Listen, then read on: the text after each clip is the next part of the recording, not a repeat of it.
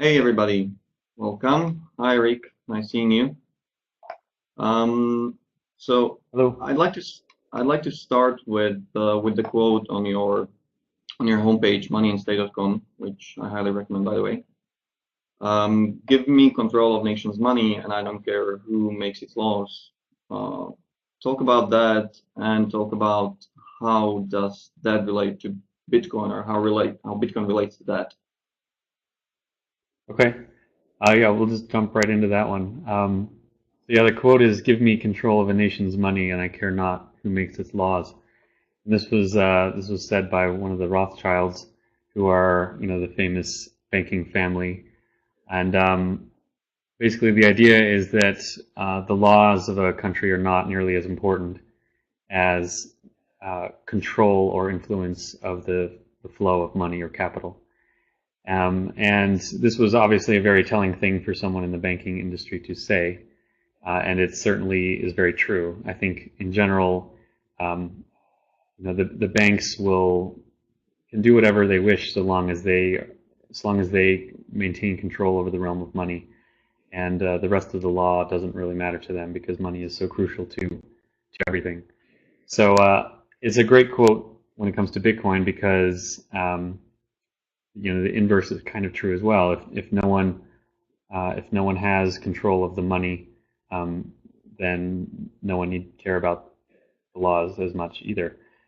So it's sort of a motto that I like to live by, and essentially, if you are an individual and now you control your own money through Bitcoin, you become sort of the law unto yourself. And I think this is a very important concept when it comes to how Bitcoin works and how it empowers people. So if we're talking about the current framework we have, we're not in Bitcoin yet. When you're saying that this is very telling that someone from banking said it, how does it work that both banking and the state profit from this scheme? Why are there why are they aligned in maintaining the system that we have right now? Yeah. Well, the system would probably be called the fiat money system and the fractional reserve banking system. And these two concepts are important to understand individually, but together they give the banking industry and the government massive power. Um, Basically, the fiat means money that has value by decree. Essentially, that's what we use: U.S. dollars or euros or yen. That's all fiat money. And fiat is important because if you're the group that gets to create and control money, you can create it out of thin air and spend it. Um, Everyone understands why counterfeiting is illegal, and yet we have one institution that is given a license to counterfeit whenever they wish. And why that's permissible, I'm not sure, but somehow people got tricked into allowing one group to do that. So that's fiat, and then the fractional reserve system is how banks have operated for a long time. Essentially, when they get deposits, they can loan out a multiple of the deposit to other people. So if there's $10,000 in deposit, they can loan that out to someone else, and now they make money on the money that they can loan out. But they also create money. This is where the fractional reserve comes from. They create money by loaning out more than they actually have. Um, and there's nothing necessarily wrong with that. Of course, in a free banking economy, that still could happen. The problem is that it's risky, and the risk is borne by the taxpayer when it's a government-based money system. Because if banks lend out and they extend themselves too far, and that risk collapses in on itself, all the banks in the U.S., of course, are FDIC insured, which means it's just a fancy word for the taxpayers will come and bail you out if the bank fails. So banks, which are private companies, get this amazing benefit, this amazing privilege, this license, sort of literally to print money through both the fiat system and the fractional reserve model that they operate upon. So having said that, you're probably not very much surprised about banking or banks not being particularly friendly to Bitcoin. Yeah, every industry that sees a disruptor coming is not going to be super friendly to that industry. The publishing industry went through this with the internet. Um, Banks, of course, have generally felt completely insulated from competition for hundreds of years. And finally, now there is a technology that actually challenges them. I don't think they quite realize it. I don't think they realize the extent of the danger to them. They don't realize that this is actually an existential threat to their business model. They're paying attention to Bitcoin a little bit, but they don't really, they still kind of laugh at it, I think.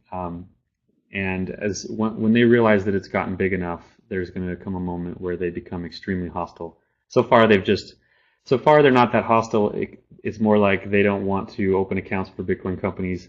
That's mostly a regulatory issue because they feel like there's too much risk if they open Bitcoin accounts for companies.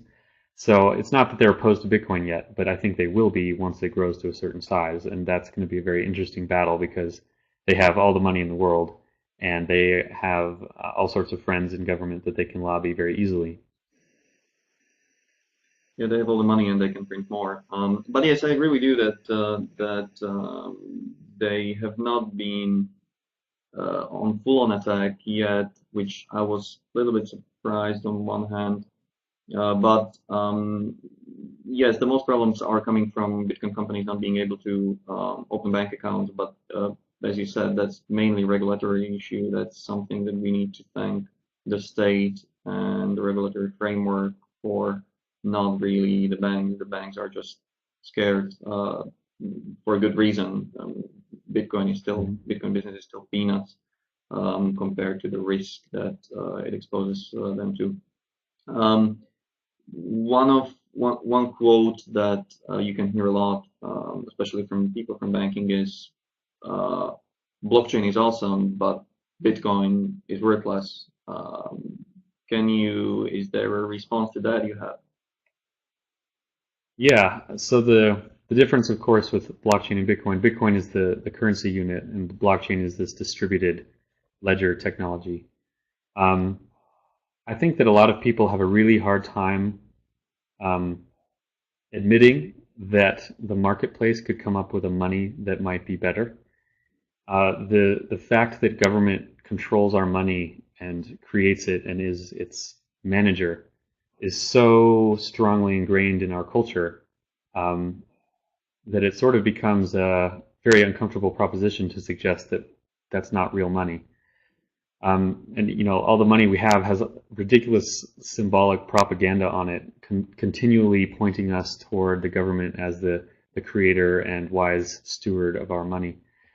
Um, so, a lot of normal people have that skepticism toward Bitcoin, but institutions do as well.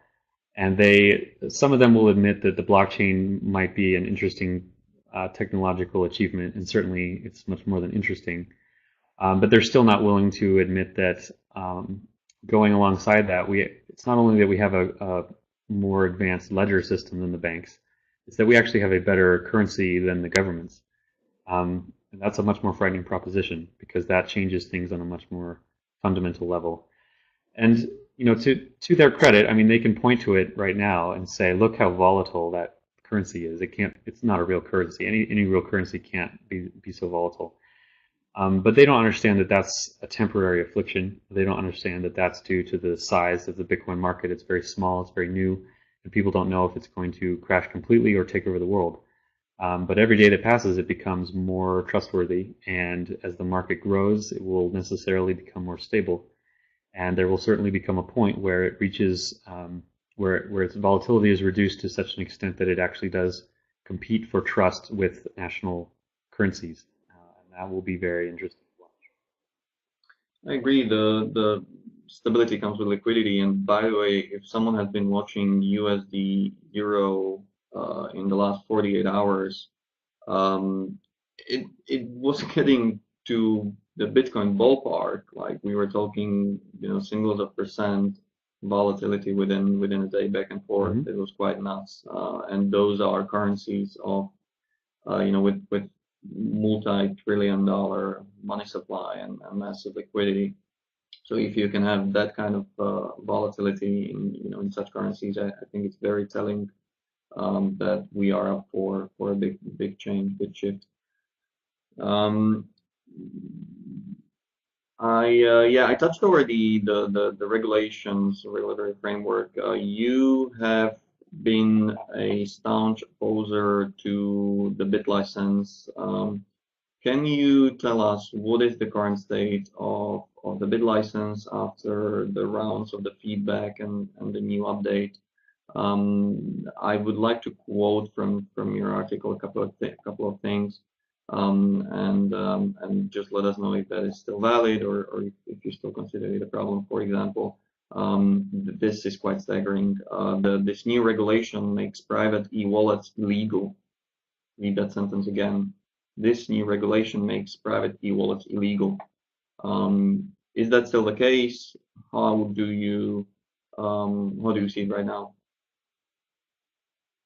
Yeah, so the bit license is I don't know if it's the unofficial or the official name, but it's the name for the body of legislation that's moving through New York State and how they plan to regulate Bitcoin. Why they feel like they need to regulate it when there's already a federal government that has various money laws, I don't know. I guess they just like having more work to do because then they get larger budgets and have more jobs to fill. But in general, they want to completely eliminate many of the great features of Bitcoin, namely its privacy. And people often who work in government believe that they are doing the right thing and that they are good people and that they deserve to have authority and oversight and management and control and essentially sovereignty over individual people's affairs. And this is, of course, antithetical to what America is supposed to be about. American citizens are supposed to be free individuals, and if they are not even accused or convicted of a crime, in general, they should be left alone. I think that's a reasonable principle. I don't know if that makes me an extremist or not, but when it comes to money, for some reason, politicians seem to think that it's okay for them to, without accusing someone of a crime, without convicting them of a crime, to peer into their activities and to force them to reveal what they're doing to the government. And this is very Orwellian, but while people read 1984 and most people seem to have a severe distaste for the world that paints, we're already living in a world that's moving in that direction, but I guess it moves slowly enough that people don't notice. So yeah, the bit license, it's gone through a few revisions. There have been a few things that have been improved on the edges, but of course that's how these things are designed. They come out with a certain wording that is really extreme. People get upset about it, and then they tailor it back just a little bit. Everyone gets happy and complacent, and then they push it through, and the whole thing is a negative from the start.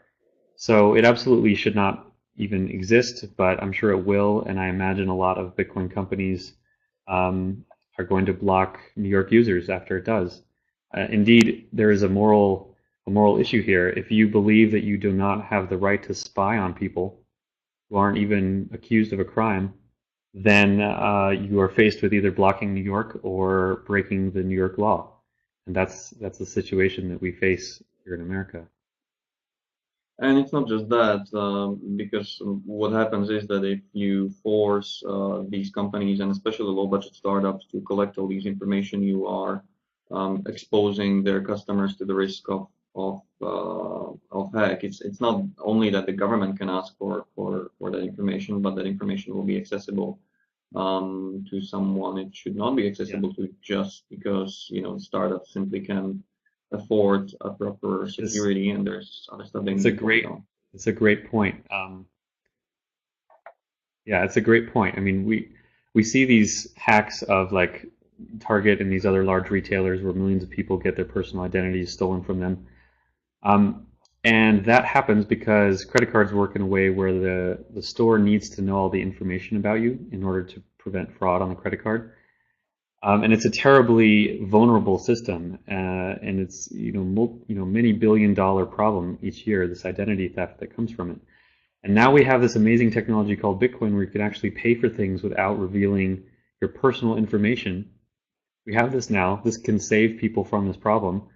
And the government comes in and says, hey, wait a second. Even though you don't need to store all that data in a central database where it can be hacked, we still want you to do that because we want to see it. So you have this technology that fixes the problem, and the government comes in and through law, through what they write on paper, recreates the entire problem all over again. And so now companies that comply with these New York regulations have to store all the same kind of data that Target did when it was hacked. And unless the government can guarantee that it can reduce the number of hackings in the world, which of course it cannot, it is putting people in danger. And this is a ridiculous irony because much of the justification for these laws is, quote unquote, consumer protection. Well, privacy is consumer protection. If you can do your shopping without revealing all this personal private information, you are protected by the technology. And so for the government to come in and undo all that is horribly immoral, and people should really not put up with it. Yeah, and I'm not sure if this is intention on their side, or if it is just complete lack of imagination, that they simply take 50 years old regulations and they try to apply them to something this new and this fundamentally different just because they're lazy. I don't know, but it's an issue of priority. Yeah. What I find fascinating is it's an issue of priority. So they go ahead, Erik. Okay. The priority is they say that they care about consumer protection, but what they really care about is control. They want to be able to control things, and in their opinion, they are good people, and so they deserve to control things.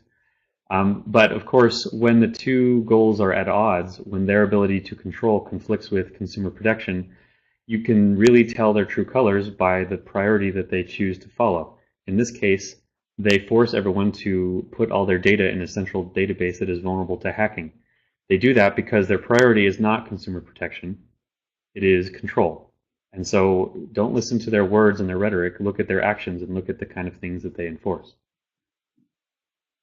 Yeah, I agree. What do you is there anything you want to say about the industry's response to this? Well, when you say the industry, a lot of individuals have come out vehemently against these laws, these proposals. A lot of companies stay silent mostly because they're afraid of getting harmed by the government if they make a statement saying that it's bad. I've been pleased with a few of the business leaders that have been sort of clearly opposed to it. Of course, they make sure to be very diplomatic, and they use soft language, and they're sure to give the politicians all their due respect, and so they're very polite and all that. But they have come out and kind of said a lot of the stuff in the bit license is wrong, essentially. So that's good. It hasn't been totally radio silent from the companies. But in general, they're nervous to speak out against these things, because if the community is generally quiet in terms of the businesses, and you're the one business that comes out and says, we vehemently oppose this, what you guys are doing is wrong and immoral, who do you think is going to be the target of the first investigation for violations of the rule? So it's it's a terrible problem, and if you're running a company, it's not only your company, you have obligation to your shareholders and owners. So even if you morally feel like you should say something, you're put in this terrible quandary of, you don't want to risk people's money who put their trust in you. And so on we go down the road to tyranny. Yeah, I agree, and I'm glad that you are bringing this up. One last thing from the article that I found very telling and fascinating was this is not quote from you directly, but you quoted the paper, and that's saying examinations of licenses will be conducted whenever the superintendent deems necessary. I mean, I find it fascinating. That is really like a quote from 1984. Yeah, I know it's like a joke, except that it's real. Yeah. Okay. Let's move on to one more thing before we talk about shapeshift. Ponzi scheme. You had a great response to Gary North, who is someone that we can respect. I'm pretty sure because of his knowledge and his level of argumentation. But he came out with this typical accusation of Bitcoin being a Ponzi scheme. We're hearing this a lot, either in person or online. Um, please talk about that a little bit.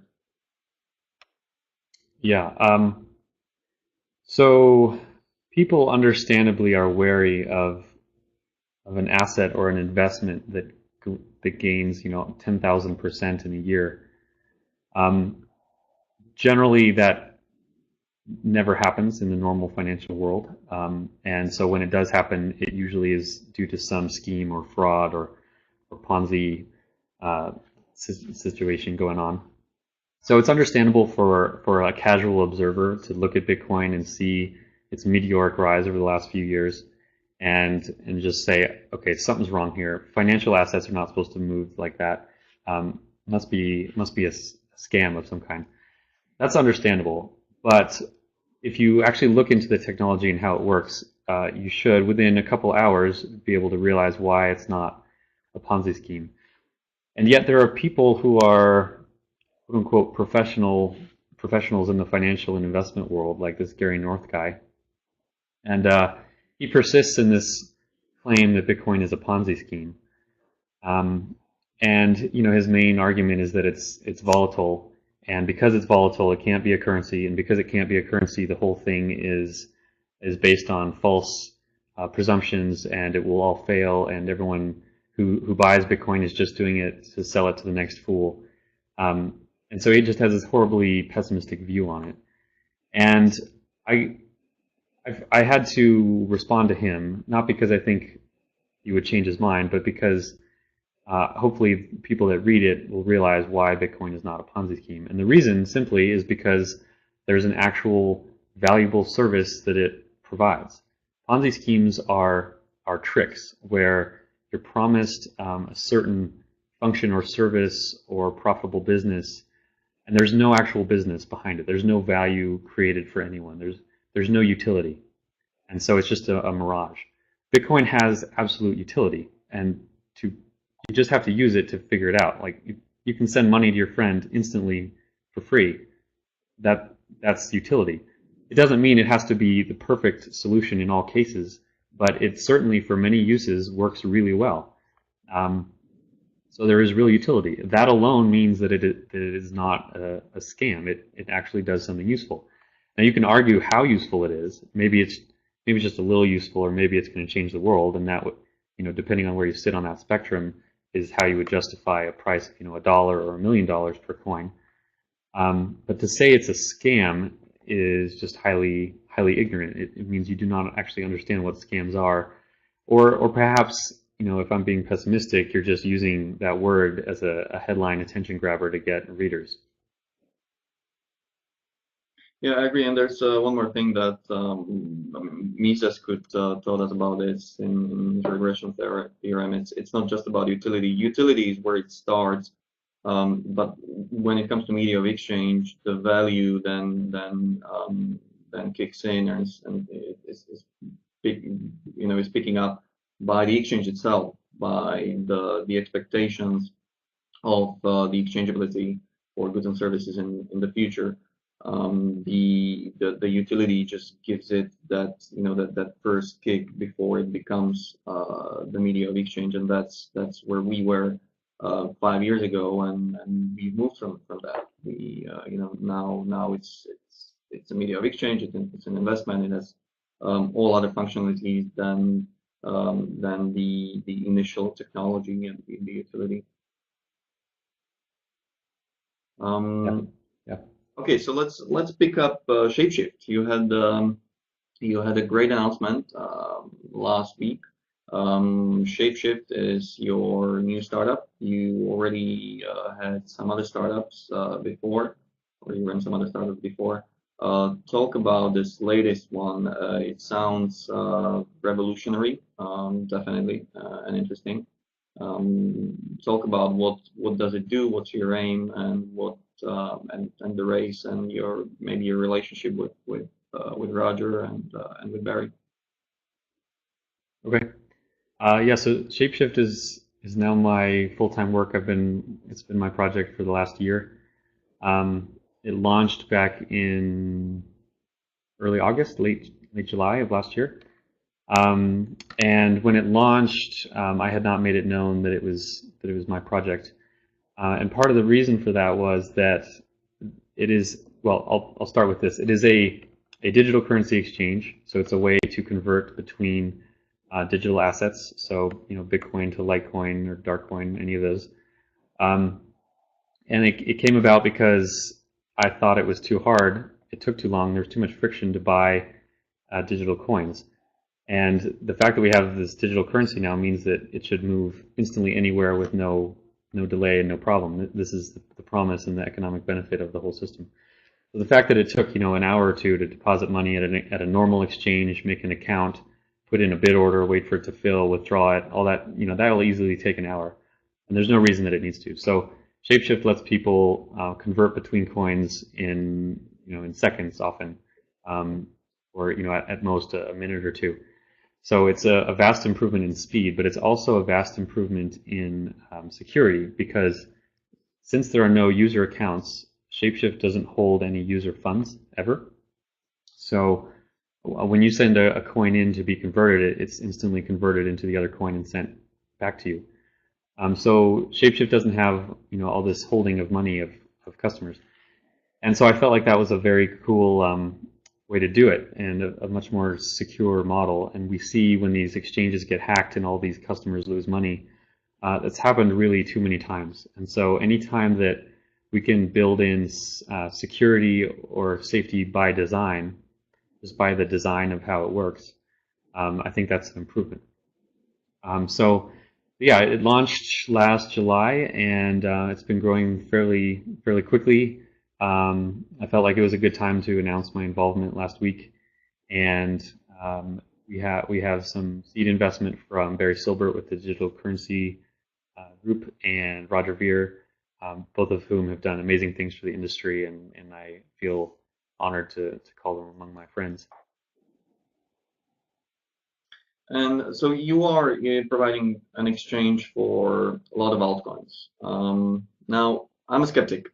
Can you give me something to make me start paying attention to at least some of these altcoins? Yeah. So yeah, when you say you're a skeptic, you mean that you're skeptical of the value of any of these altcoins. So yes. I had been I had been vehemently opposed to altcoins for quite a while. The main reason was that I felt like Bitcoin was such a momentous project and so important, and there was so much work to do, that anyone who's spending time or resources on these sort of side projects was kind of taking away from the main Bitcoin project that was so important. I changed my view on that to some degree because I saw that all these side coins that were being built, there was a lot of really important technical experimentation that was going on. And I think most of these altcoins are silly and stupid. Most of them will not exist long term.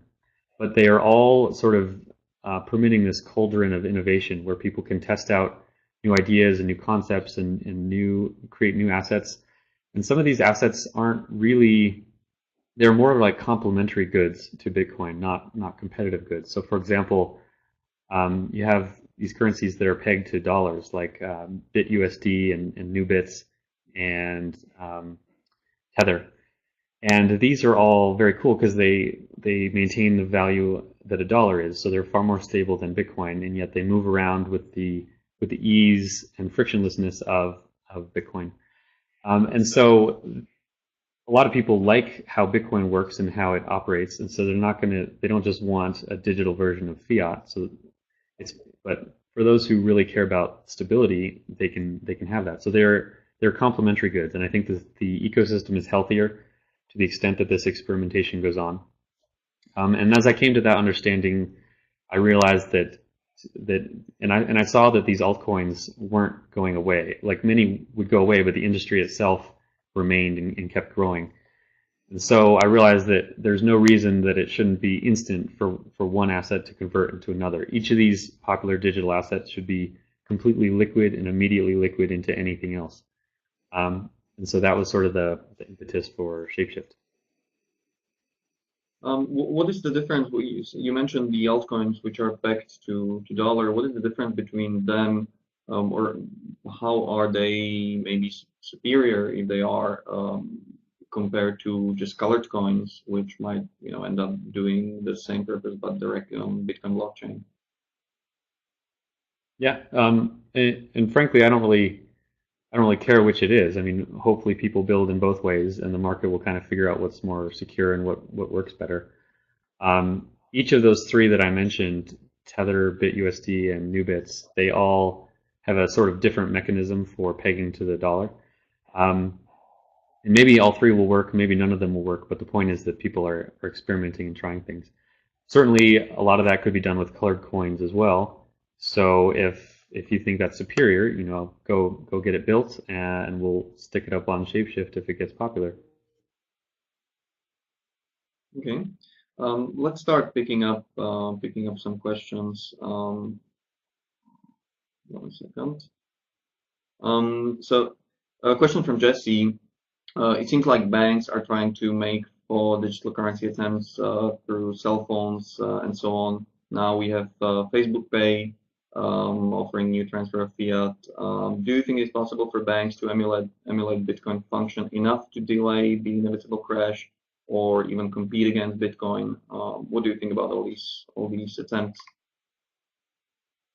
Yeah. So yeah, I guess another example is like Apple Pay and what Facebook is doing. It's important to understand that those are marginal improvements to the ability to send dollars to people. They are not entirely new financial foundations. Bitcoin and cryptocurrency is an entirely new foundation on which people can build financial assets. So yeah, in the short term, I would expect huge brands like Facebook and Apple Pay to have way more users of those payment systems than Bitcoin.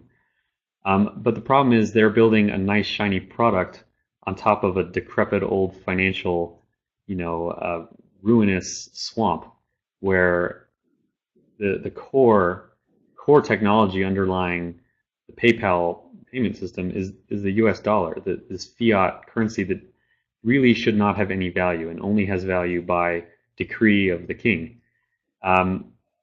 So if they want to build services that improve on this sort of terrible old financial system, go for it.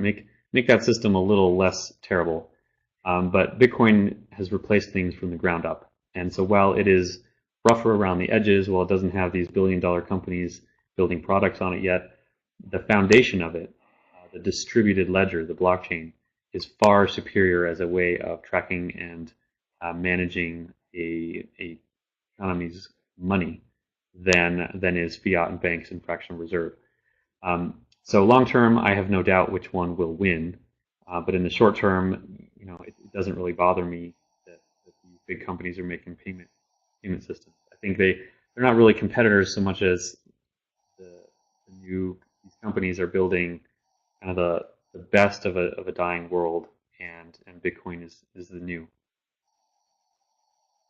Yeah, I agree. It's very similar in my opinion with credit cards. I mean, they're doing, and they have been doing a great job in providing the seamless service in the framework that we have. Unfortunately, the framework itself is broken, but the thing is the very design of the credit card as we know it, with the private key essentially printed on the credit card, and you have to give it away every time you make a transaction, just makes it so obsolete and impossible to maintain in the future. That, I mean, now no matter how much they try, they simply are just delaying the inevitable, and the inherent costs in the anti-fraud, in the insurance, and everything which is caused just by the basic fundamental design make it most probably impossible for them to compete in the long run with this new concept that cryptocurrencies create. Yeah, and let me add one more thing. You will never be able to send $50,000 of your Facebook credits to your friend in Africa, right? It is stuck to the old financial rails, and it has to comply with all of these rules of the banking system. So it can only be a marginal improvement on the banking system. It can't offer the groundbreaking revolution that is Bitcoin, where you can send $10 million to a stranger over the internet, and the stranger can immediately have it and know that it is money good when he receives it, and there's no censorship of the transaction. It is just this pure monetary freedom, and Apple Pay and Facebook credits can never match that. I agree, and the moment that you would try to unleash, or they, meaning the regulators, would try to unleash the legacy industry and allow them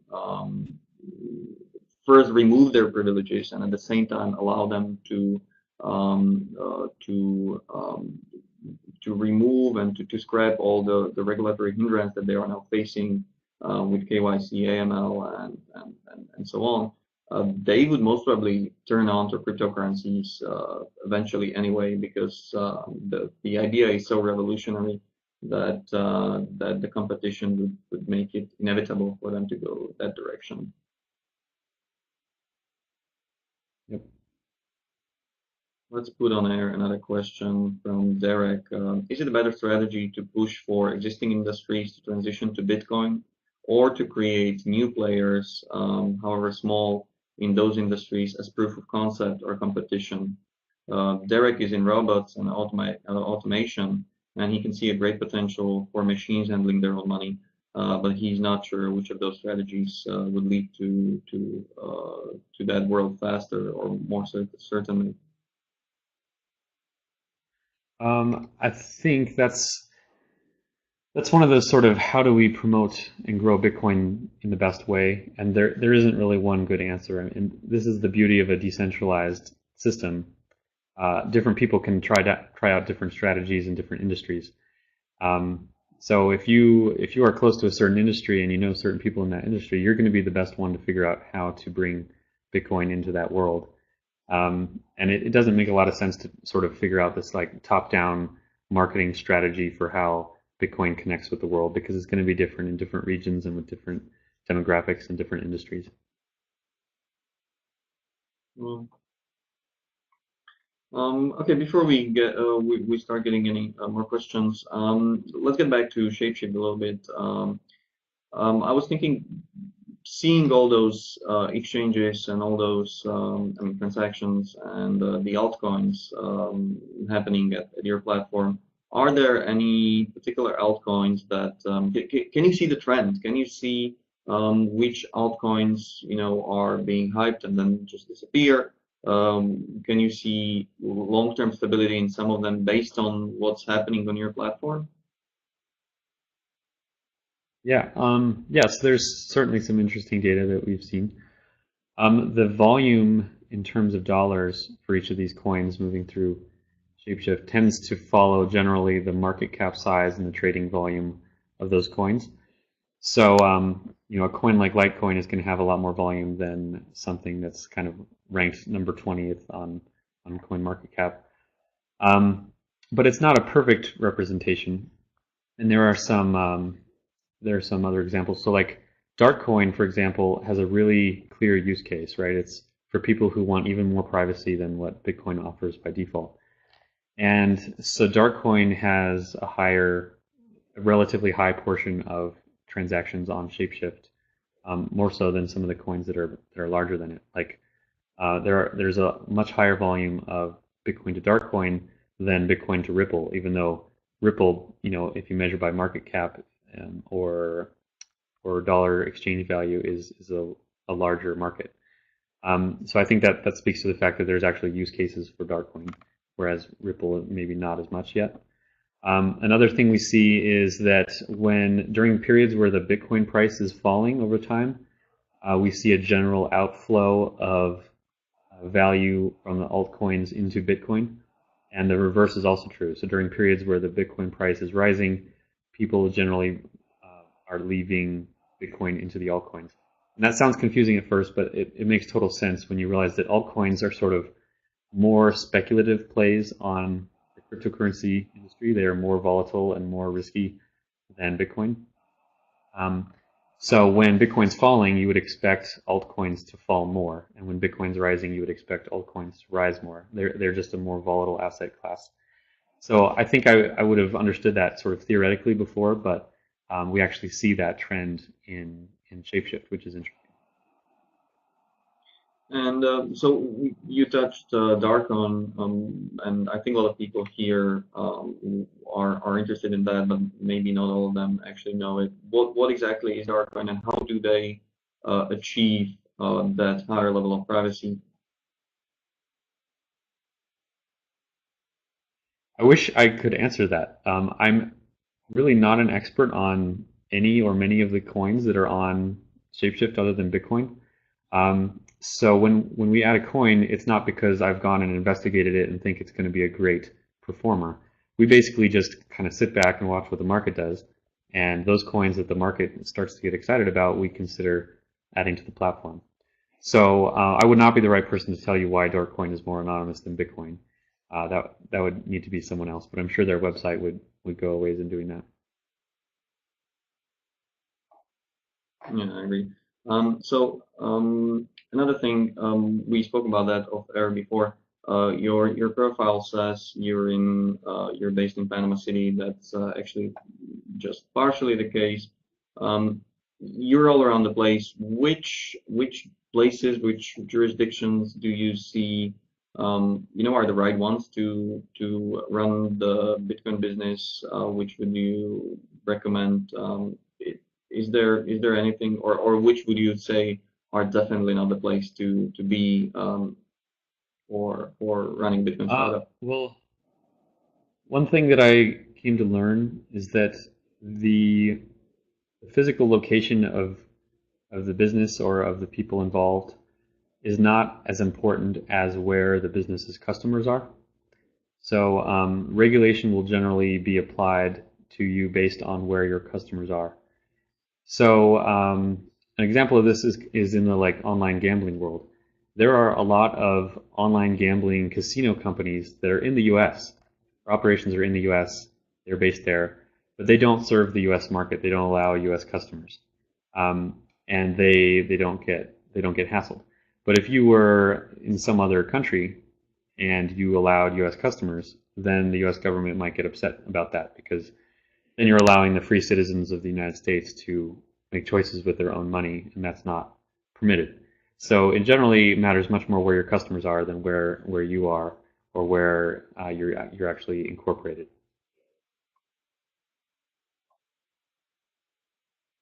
Yeah, that's right. Okay, do we have any more? Wait, my chat is paused. Any more questions? Questions from the audience? If not, Erik, is there anything else that you would want to talk about?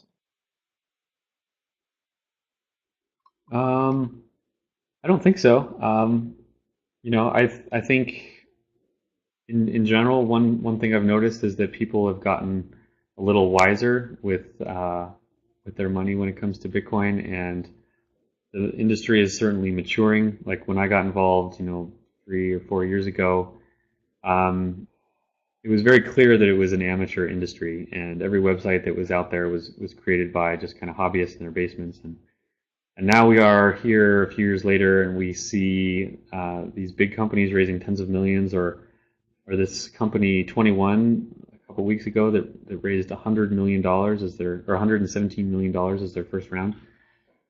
These are really good signs that the industry is professionalizing, and that incredible talent and teams in productive capacity are being invested into this. And that is all much more important than watching the price charts, because the price charts are more prone to sort of emotional speculation and temporary technical analysis and all these things that aren't fundamental. The fundamental strength of Bitcoin is getting better and better and better. And as these companies that are raising tens of millions of dollars bring these products to market, I think we can expect quite a bit of really amazing things to come out of this industry. So Do you have I always say this when I do interviews, but it's always more and more exciting to be involved in this. Yeah. Do you have any favorites amongst those that either have been announced recently or that are going through some change? Is there anything in the industry, startup or maybe just some general trend in some concept that you are really excited about? Right now, and for the last couple months, I've been really excited about the remittance companies, Okay. um, like BitPesa and Coins.ph and SendBitcoin.mx and a couple others. Um, These are executions and manifestations of what we all imagined would happen, which is that we all realized that Bitcoin would be awesome for remittances and international money flows. But it was sort of just in the idea stage, and everyone was just kind of excited that it would happen one day. But now, actually, in the last 6 months, it's actually happening. These companies are real, and they have real remittance corridors that they're focusing on, where real people that don't care at all about the ideology of Bitcoin or how it works or anything about the blockchain, they just finally can send money more easily. And so this is an amazing demonstration of the use cases of this technology that had been sort of um, fundamentally understood but not yet very executed. So that's the sector that I'm most excited about this year. I think this 2015 is going to be the year where Bitcoin remittances becomes a substantial player. That's what people should be watching, I think, for a while.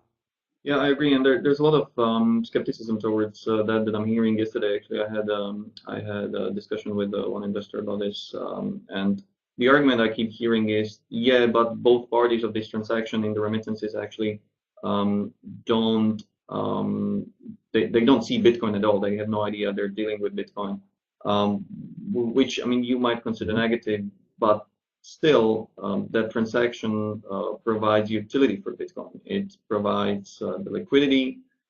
It makes sure that there are two parties, or at least one party, which keeps Bitcoin on the stock to have it ready for something like that to happen. So even this doesn't necessarily give too much exposure to Bitcoin per se, at least it gives it the utility and the liquidity, which is very important. Question Yeah, by and Travis: do you see any Netscape app for Bitcoin that is outcoming soon to bring it to the masses? um, I mean, Netscape alone changed the world completely. So do I see one app or one company that is going to change the world as much as Netscape? No, not yet. But of course, when Netscape came out, I think a lot of people didn't see it as the revolution it would become either. So sometimes you can only answer that in hindsight, but probably the best sort of user interface and experience that I've seen is what Circle has done with their customer e-wallet. They just have made it really beautiful and sleek, and I think that will right now that's the exception, and as that becomes the norm, Bitcoin will become appealing to normal consumers and not just the techies and ideologues who have been its cheerleaders so far. No. Another question from Mojdetkan. I would love to know who that is because it's a Slovak name. Someone is trolling me here, and I have no idea who that is. Sorry, it's an internal joke in a way. Do you use multi-sig enabled wallets regularly?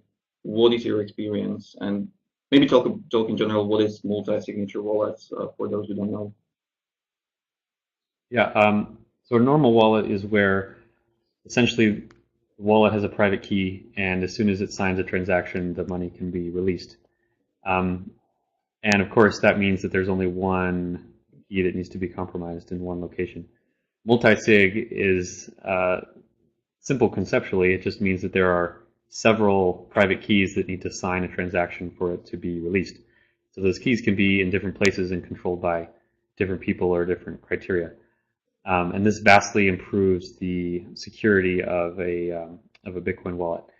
So thankfully, the industry is very quickly moving to where multi-sig is not a luxury or a weird interest, but is sort of the standard. And I see people in the community, whenever they hear about wallets that are not using multi-sig, they kind of rightly call it out and say, that is antiquated. That's an antiquated model. Why aren't you using multi-sig?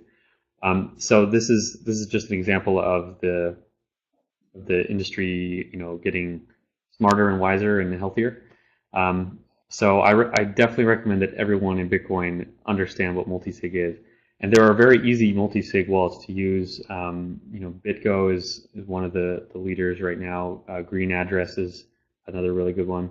So yeah, at least try it out, see how it works, see how you set up the different signatures. It's not as complicated as it sounds, and it provides vastly more security. If you're only storing small amounts of Bitcoin, you don't need to worry about that stuff, but you should at least be familiar with it. And anyone storing anything significant absolutely has to be very familiar with how that works. Yeah, we'll put those in the show notes for those who will be watching later. I sent put the link to BitGo, at least to the chat. Thanks for that question. Another question from Jesse. Can you speak what is going on with Bitcoin Foundation? Do you have any position on it? Is it any relevant to Bitcoin growth? Yeah, so the Bitcoin Foundation has had an amazing ability at attracting controversy. Some may be deserved, and some just kind of blown out of proportion by the pitchfork mobs. But um, in general, I think there's a very healthy distrust of anything that represents centralization in the Bitcoin industry. And this is healthy, even though a lot of the criticisms might be overblown. So the Bitcoin Foundation, just by its name and how it kind of got started early, sort of as a central body that would help guide the industry or encourage it in certain directions or be an advocate for it. Anyone that steps into that position and tries to sort of be a governing is not the right word, but a central body of information or influence is going to be attacked by the industry, and that's fine. That's good. I think they've done a lot of good work. I mean, the conferences that they'd put on, the San Jose conference and the Amsterdam conference, were two of the most important events in the industry. They bring thousands of people together to get projects, figured out, and all the networking that goes on. And that alone is a tremendous benefit of the foundation. But they also do a lot of things that people don't see, and they are called on by politicians and regulators and banks to help explain what Bitcoin is. And as much as you may have a distrust of the Bitcoin Foundation, it is filled with people who are generally passionate about this project. And obviously there are disagreements on the best strategies, but I think people should realize that the Bitcoin Foundation is certainly not an evil organization. It may have problems, and it is right to be skeptical of anything so central, but in general, I think they've been a net positive, and I think they're working really hard to kind of clean up their image. And ultimately, it is a membership-driven organization, and they do not have power over Bitcoin. So if you don't like them, you don't really have to interact with them at all. But to the extent that they can encourage people to donate and sort of bring power and influence together under one roof, they can do some good things. And as long as they don't have like actual control, like capital C control over the Bitcoin project, then I don't see any harm in it. Yeah, I think Jesse here agrees. Okay, another question from Creep2Who. Would you see Bitcoin suited to be used for micro payments further down the road as Bitcoin networks grow more expensive? I would add there's this service called ChangeTip, which goes around the Bitcoin network fees, and I'm pretty sure we'll see more. But yeah, I'll let you, Erik, to talk about that. Yeah, so I didn't quite hear the question. It's about microtransactions. You can see it's about the video. If Bitcoin will be suited for to be used as micro payments as Bitcoin network grows more expensive. But there's the assumption that Bitcoin network grows more expensive, which I don't think is necessarily the correct one. But I'll let you go on. Yeah. Um, yeah, Bitcoin's absolutely amazing for microtransactions, and even transactions that happen over the blockchain, it works pretty well for. But in the future, I think it's going to be sort of a progressive change, but most transactions that are in the Bitcoin world are not going to happen on the blockchain. It is more efficient to do them internally at various parties, and to use the blockchain more as like a clearing mechanism between these parties. And then, but when you say that, people get really nervous and they're like, well, then isn't that just re-centralizing the system? And again, that skepticism of anything central is healthy, but it's important to understand that whereas the banking system and the fiat system is centralized fundamentally at the most basic level, Bitcoin will always be decentralized fundamentally at the most basic level. The blockchain will always exist, and you will always have the right and the ability to send a transaction um, over that blockchain network without people being able to censor it or stop it. To the extent that there is a cost to those transactions, a lot of firms will just internalize transactions within their networks. And this is good. This should not be something to fear. This is just more efficiency coming into the system where efficiency makes sense. And as long as you can always opt out of any company, as long as you don't have to use any central company, and you can always sort of retreat back into the neutral, decentralized ground of the blockchain, I don't think there's any need to worry about that. So yeah, microtransactions can totally be accommodated in that model, and I think ChangeTip is a really good example of that. Coinbase will send a lot of transactions internally, so you can tip tiny amounts to people like that, and that's all great. But you can always go back to the blockchain if you want to. Yeah, I agree. It reminds me a little bit of Ronald Coase and his thesis why we have companies. Well, because we have transaction costs, and to a certain extent, centralization, removes those transaction costs. It, at some point, there might be more disadvantages than advantages, but yeah, we'll see the industry establishing itself. And yeah, as you mentioned, ChangeTip, but also Coinbase are doing a lot of off-chain transactions without people maybe even realizing it. So the transaction costs for those are literally zero, and remain so. By the way, also we actually had transaction fees being slashed tenfold already a few months ago, and we can expect that to continue, though in a more, let's say, supply and demand way, as integrated in the protocol in one of its latest versions. So I wouldn't be too worried. Okay, last question. What does Erik think of Winklevoss twins? And let me pull out the quote from your article on the bit license. Bitcoin visionaries Cameron and Tyler Winklevoss responded to the announcement with the following: "We are pleased that Superintendent Losky and the Department of Financial Services have embraced Bitcoin and digital assets and created a regulatory framework that protects consumers." And then your comment: "Cameron and Tyler, this is shameful. Losky has embraced Bitcoin? Really?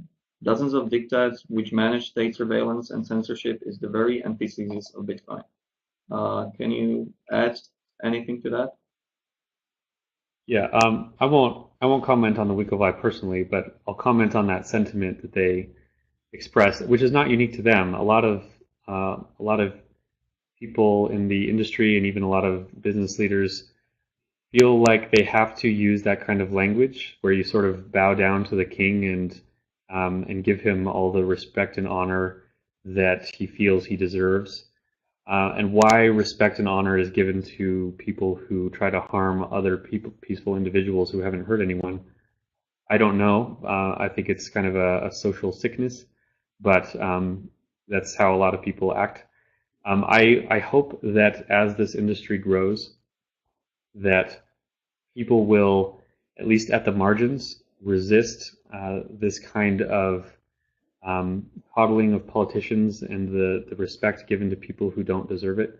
I understand the point of being diplomatic, and I don't think it's wise for Bitcoiners to make enemies with regulators.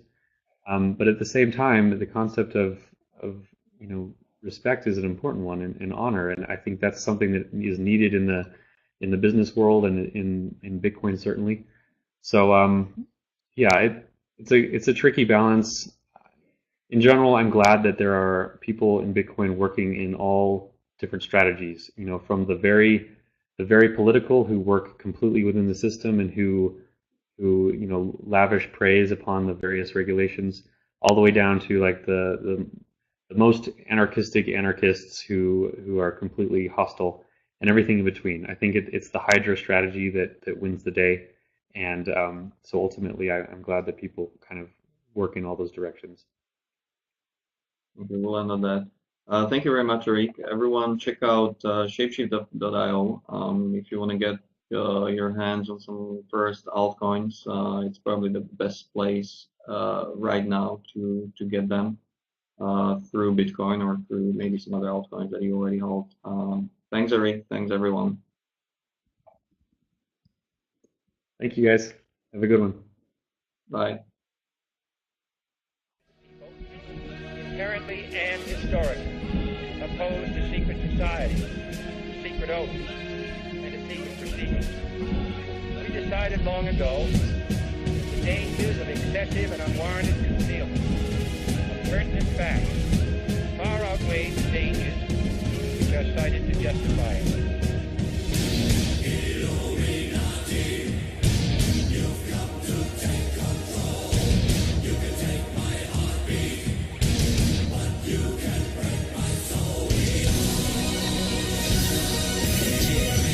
Face the facts, join our hands, make a stand. It's time to gather plans, get the shot, take the chance. Till there is no one left, stay correct to the death. They can't ever break a freedom, we will never let it. The corrupt politics is killing the system. Cynicism is it, and it's everything that you witness. They tell you what to think, make you believe that they're the realness. They feed us full of lies, and yet we always forgive them. Huh? It's all conspiracy, and if you feed it into it, you're the puppet. The government's pulling strings from above you. It's time for the introduction to truth. Let's start a movement. We've all been brainwashed. They believe that we all are stupid. We believe in what we see and whatever our ears are hearing. But if you look close, listen, gather your own opinion, you'll understand all the lies, lines, and what's between them. This word is not your oyster. This word is a fucking prison. Come on.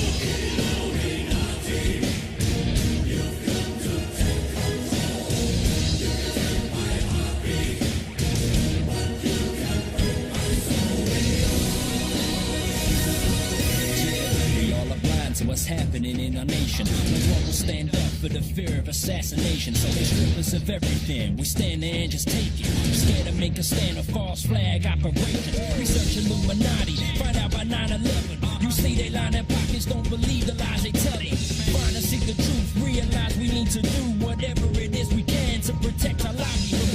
It's time for us to prove whether conspiracy or not. They owe some explanations to the questions that we got.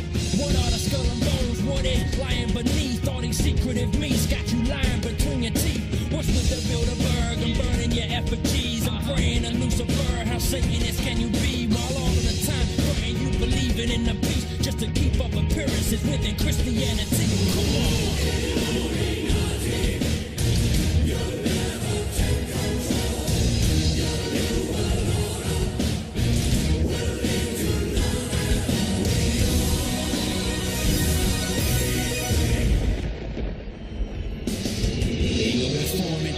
Stay strong and they try to shut us down or turn around, let us storm them. We got the warnings, let us march from the morning through the night. We gon' fight and close the eye and overthrow all these damn secret societies. Why we gotta stand for the new world proprieties? The evidence is clear, we're naive to the lies.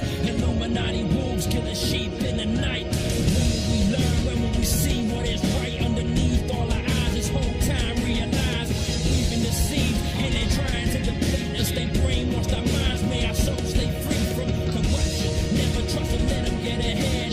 Even if we can't march to the very end. Nevertheless, let them know we will never rest. Till I bid him, I beat to them, not the head. Come on.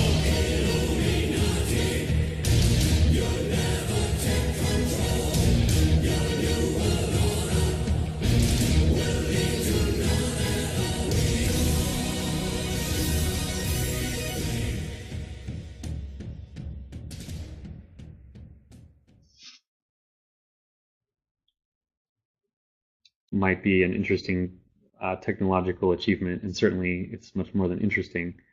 But they're still not willing to admit that going alongside that, it's not only that we have a more advanced ledger system than the banks, it's that we actually have a better currency than the governments. And that's a much more frightening proposition because that changes things on a much more fundamental level. And to their credit, I mean, they can point to it right now and say, look how volatile that currency is. It's not a real currency. Any real currency can't be so volatile. But they don't understand that that's a temporary affliction. They don't understand that that's due to the size of the Bitcoin market. It's very small, it's very new, and people don't know if it's going to crash completely or take over the world. But every day that passes, it becomes more trustworthy, and as the market grows, it will necessarily become more stable. And there will certainly become a point where it reaches, where its volatility is reduced to such an extent that it actually does compete for trust with national currencies. That will be very interesting to watch. I agree. The stability comes with liquidity. And by the way, if someone has been watching USD Euro in the last 48 hours, it was getting to the Bitcoin ballpark. Like we were talking, singles of percent volatility within a day back and forth. Mm-hmm. It was quite nuts. And those are currencies of with multi-trillion-dollar money supply and massive liquidity. So if you can have that kind of volatility in such currencies, I think it's very telling that we are up for a big change, big shift. I touched over the regulations, regulatory framework. You have been a staunch opposer to the BitLicense. Can you tell us what is the current state of the BitLicense after the rounds of the feedback and the new update? Very interesting battle because they have all the money in the world and they have all sorts of friends in government that they can lobby very easily. Yeah, they have all the money and they can print more. But yes, I agree with you that they have not been on full-on attack yet, which I was a little bit surprised on one hand. But yes, the most problems are coming from Bitcoin companies not being able to open bank accounts. But as you said, that's mainly regulatory issue. That's something that we need to thank the state and the regulatory framework for. Not really the banks. The banks are just scared for a good reason. Bitcoin business is still peanuts compared to the risk that it exposes them to. One quote that you can hear a lot, especially from people from banking, is blockchain is awesome, but Bitcoin is worthless. Is there a response to that you have? Yeah, so the difference, of course, with blockchain and Bitcoin is the currency unit, and the blockchain is this distributed ledger technology. I think that a lot of people have a really hard time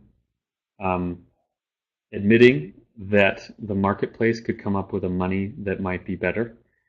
The fact that government controls our money and creates it and is its manager is so strongly ingrained in our culture that it sort of becomes a very uncomfortable proposition to suggest that that's not real money.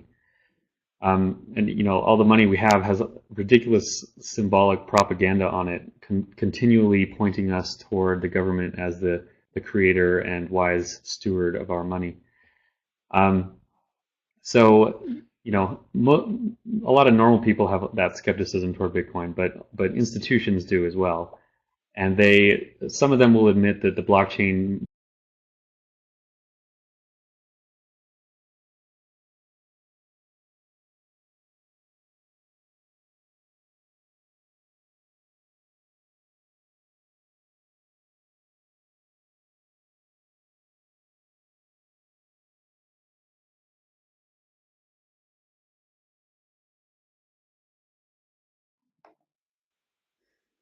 Hey everybody, welcome. Hi Erik, nice seeing you. So Hello. I'd like to I'd like to start with the quote on your homepage, moneyindstate.com, which I highly recommend, by the way. Give me control of nation's money, and I don't care who makes its laws. Talk about that, and talk about how does that relate to Bitcoin, or how Bitcoin relates to that. Okay. Yeah, we'll just jump right into that one. Yeah, the quote is, "Give me control of a nation's money, and I care not who makes its laws." And this was said by one of the Rothschilds, who are, the famous banking family. And basically, the idea is that the laws of a country are not nearly as important as control or influence of the flow of money or capital. And this was obviously a very telling thing for someone in the banking industry to say, and it certainly is very true. I think in general, the banks can do whatever they wish so long as they maintain control over the realm of money, and the rest of the law doesn't really matter to them because money is so crucial to everything. So it's a great quote when it comes to Bitcoin because the inverse is kind of true as well. If no one has control of the money, then no one need care about the laws as much either.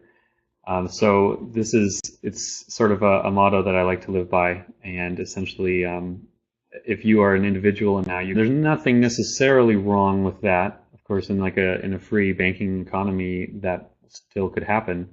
The problem is that it's risky, and the risk is borne by the taxpayer when it's a government-based money system. Because if banks lend out and they extend themselves too far, and that risk collapses in on itself, all the banks in the U.S., of course, are FDIC insured, which means it's just a fancy word for the taxpayers will come and bail you out if the bank fails. So banks, which are private companies, get this amazing benefit, this amazing privilege, this license, sort of literally to print money through both the fiat system and the fractional reserve model that they operate upon. So having said that, you're probably not very much surprised about banking or banks not being particularly friendly to Bitcoin. Yeah, every industry that sees a disruptor coming is not going to be super friendly to that industry. The publishing industry went through this with the internet. Banks, of course, have generally felt completely insulated from competition for hundreds of years. And finally now there is a technology that actually challenges them. I don't think they quite realize it. I don't think they realize the extent of the danger to them. They don't realize that this is actually an existential threat to their business model. They're paying attention to Bitcoin a little bit, but they don't really, they still kind of laugh at it, I think. And when they realize that it's gotten big enough, there's going to come a moment where they become extremely hostile. So far they're not that hostile. It's more like they don't want to open accounts for Bitcoin companies. That's mostly a regulatory issue because they feel like there's too much risk if they open Bitcoin accounts for companies. So it's not that they're opposed to Bitcoin yet, but I think they will be once it grows to a certain size, and that's going to be control your own money through Bitcoin. You become sort of the law unto yourself, and I think this is a very important concept when it comes to how Bitcoin works and how it empowers people. So if we're talking about the current framework we have, we're not in Bitcoin yet. When you're saying that this is very telling that someone from banking said it, how does it work that both banking and the state profit from this scheme? Why are why are they aligned in maintaining the system that we have right now? Yeah. Well, the system would probably be called the fiat money system and the fractional reserve banking system. And these two concepts are important to understand individually, but together they give the banking industry and the government massive power. Basically, the Fiat means money that is that has value by decree. Essentially, that's what we use: U.S. dollars or euros or yen. That's all fiat money. And fiat is important because if you're the group that gets to create and control money, you can create it out of thin air and spend it. Everyone understands why counterfeiting is illegal, and yet we have one institution that is given a license to counterfeit whenever they wish. And why that's permissible, I'm not sure, but somehow people got tricked into allowing one group to do that.